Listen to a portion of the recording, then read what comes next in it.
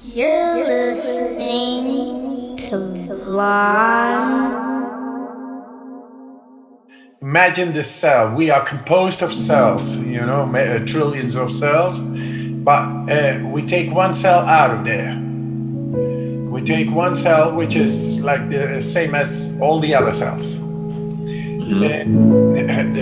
The thing with the cells is there is an inner and an outside world.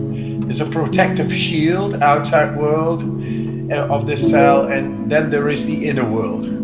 If the protective shield is not working well, then all kinds of stuff can get into the cell. And that means stress. That means it's because of oxidative stress and inflammation in our daily lives, and bacterial stress, viral stress, biological stress, emotional stress, mental stress. It's all stress, cell biological stress. And it gets into our cells. And now our protective shield around this cell has been like jeopardized. Our lifestyle is too much comfort. We seek too much comfort. There's no stimulation. There is no exposure to the elements of nature. It's all protected through houses, cars, through clothes. All the time, everything is like covered and destimulated. And because of our physiology from millions of years ago was exposed to the elements of nature.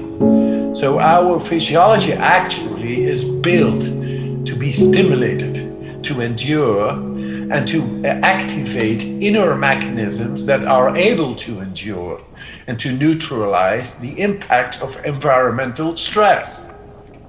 Yet now, because of our comfort zone behavior, we live without stress, but stress is now coming in different ways than the environmental stress, which is in our mind. And that is emotional, mental stress, daily stress, congestions. We have to do this, we have to do that. We ignite our bodies to do work, while our body actually is not prepared to take on so much stress. We become feeble, we become, burnout, inflammatory diseases. In 2014, I showed to be able to get a bacteria injected, which normally makes you very sick. It's a controlled experiment. It's called the endotoxin experiment.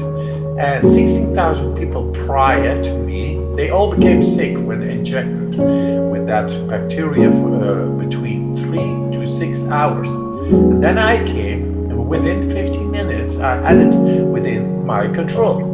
And then they said, no, but you are the Iceman. You climb Mount Everest in your shorts, the Kilimanjaro in record times, in shorts, and beyond the polar circle, you run marathons, and you run them even barefoot in midwinter, beyond the Arctic Circle, and in the desert, and you hang by one finger in the air, and then in midwinter, and you stand for 2 hours in the ice. All those miraculous records and the superhuman and all that. No, I have been testing my body in environmental stress outside in nature, activated therefore deeper mechanisms inside, and they work the way nature meant it to be. And now we found a way to biohack into the body and give people an autonomy, a sense of autonomy over the immune system, vascular system, lymphatic system, endocrine system, all the systems. Because that's the way we are built, but we forgot. We lost the connection because of comfort zone behavior too much. And it is very nice. I love hot showers and I love comfort. But at a certain moment, I really had enough of it all. I need to go, or I want to go really hard to the cold water, swim and be in deep meditation. connection, in deeply letting go my mind and let the body take over. And it results in such a graceful being powerful, being there beyond thoughts, just in the here and now. And that's sanity, that's meditation.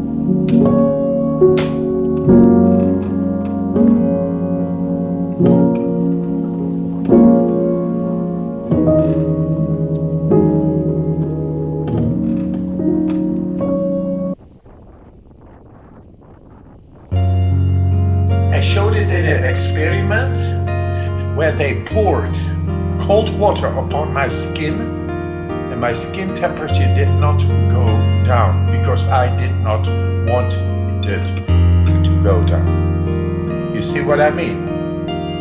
Right.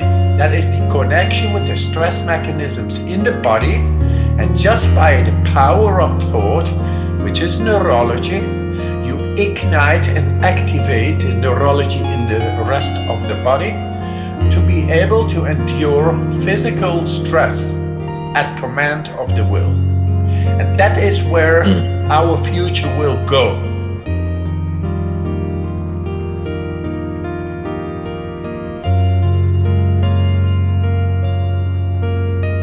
If there is one thing I want to do in this world, is to relieve the unnecessary, terrible stress of people who are suffering from mental disorders. In short, we are capable, just by the power of will, we connect well through environmental stressful exercise.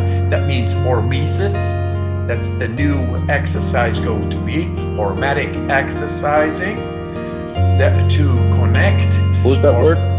Hormesis is like acute self-inflicted stress, like fasting could be, or going into the cold, or doing breathing exercises wherein you do retentions. You stop breathing at a certain moment. That is very stressful for the body. Well, you feel completely in control. Acute stress, self-inflicted, and that is consciously done, and anybody can do that. Hey, it's a tool, and the tool is for you. It's your choice. It is not a dogma behind. There is no dogma behind, and there is no long exercising practices needed. Within a half hour, you can see it and feel it for yourself, and then you use it whenever you are in stress and you are the victim of the stress, to take control over the stress and to make it go away.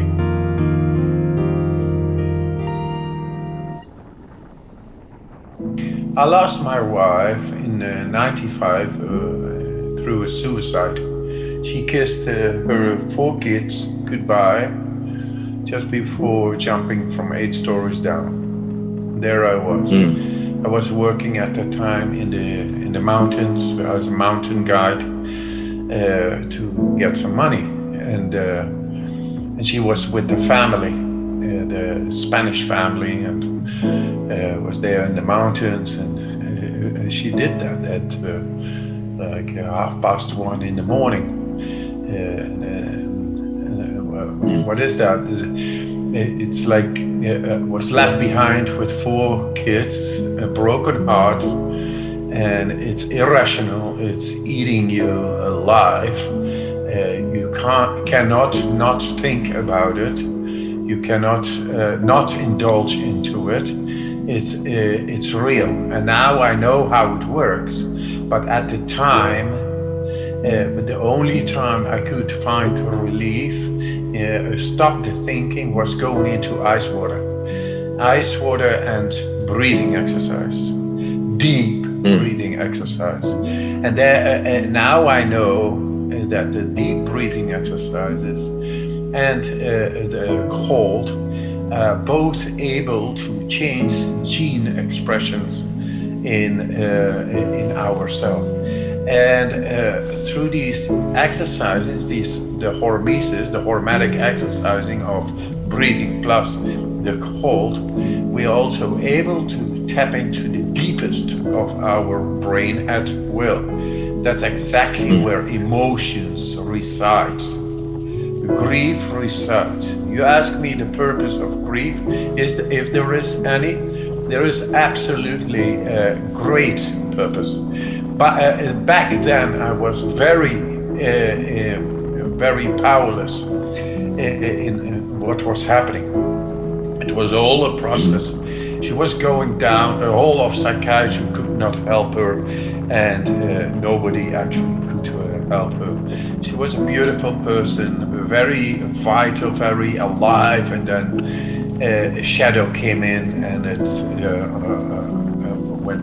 became bigger and bigger and bigger. And nobody, not me, I could not stop it, and I didn't see it coming as well. That's where I had to deal with something unknown, and even unknown in psychiatry. So there I was. At that moment, I could only stop my mind of going. When you go into the cold water, you don't think, you just survive. You are just there. But that gave me a break of this loop, and that healed me, because the loop is eating you alive. It wants you actually to break the loop, but I could not. But the cold water did it.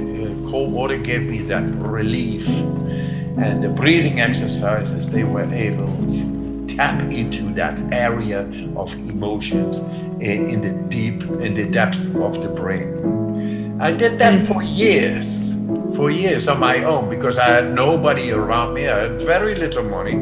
I had to take care of 4 children alone. But I was becoming quite vital and happy. And without thought, I was taking care. I created a new nest. The purpose of life was there. Okay, she was not there, but I got to live for 2, and I had the energy of 2. And